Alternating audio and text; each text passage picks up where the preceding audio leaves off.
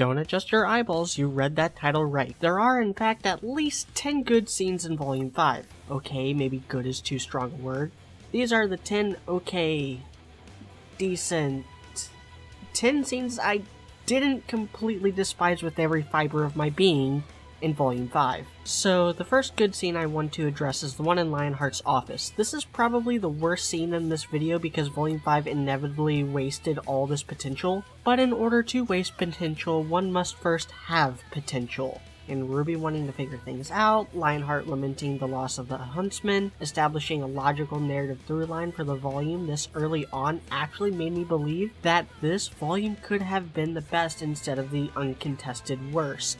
The next good scene is the fight between Weiss and the Lancers. I'm sure there's animation errors, but I didn't notice them on my first few viewings, so I'll write them off as nitpicks. I like little touches like Weiss using the sticky glyph to keep her balance and actually communicating with the pilot to achieve victory, rip Pilot Boy. Not only that, but it made the Grimm look like a threat. They managed to take down a huntsman before fighting Weiss, which does raise power scaling questions, but maybe the huntsman took a shitload of them down before biting the dust. And it was an organic way to bring Weiss back into the main plot.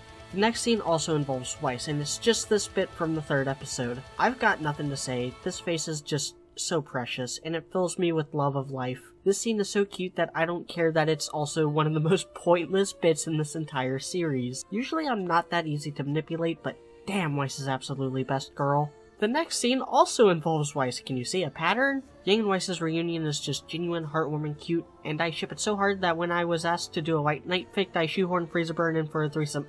I'm getting back on subject. The next scene is also a reunion. RWBY reuniting with Weiss and Yang is great in all the same ways that the previous scene was great, with the added bonus of the best line delivery Lindsay Jones has in the entire volume. RWBY abandoned her sister for a damn foolish idealistic crusade. She left her when she needed her most. She left without even asking her to come along. She missed her. She regretted leaving the way she did. Her path nearly got herself, Crow, and her friends killed, just like how Yang's childish path nearly got them killed all those years ago. But in the end, Yang still loves RWBY more than anything in the world and got herself out of her funk to protect her precious sister. For that reason, this might be my favorite scene in the entire volume, but a close runner-up would be in episode 8. The entire episode is one of the highlights in the entire series. If I wanted to, I would just fill the rest of this list with this episode. Yang getting temperamental about Blake and Ilya coming out of the closet are also really good scenes, but the best scene in this episode is Weiss and Yang's heart-to-heart discussion.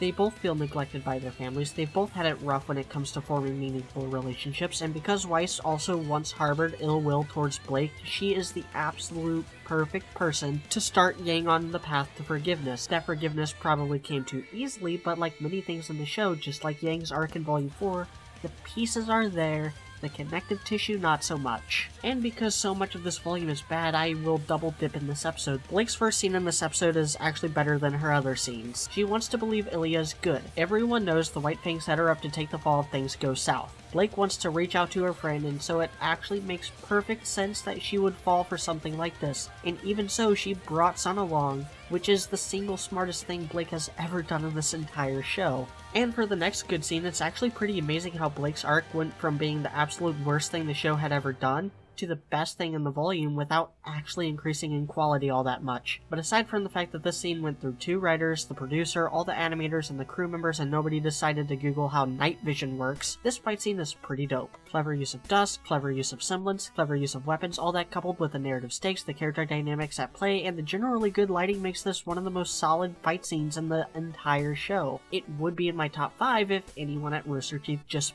bothered to look up how night vision works. I have 2 scenes left to fill out, so let's talk about 2 other scenes I quite like in a vacuum but don't really work given full context. One of them was in an earlier episode and one of them is in a later episode, but they both suffer from the same problem.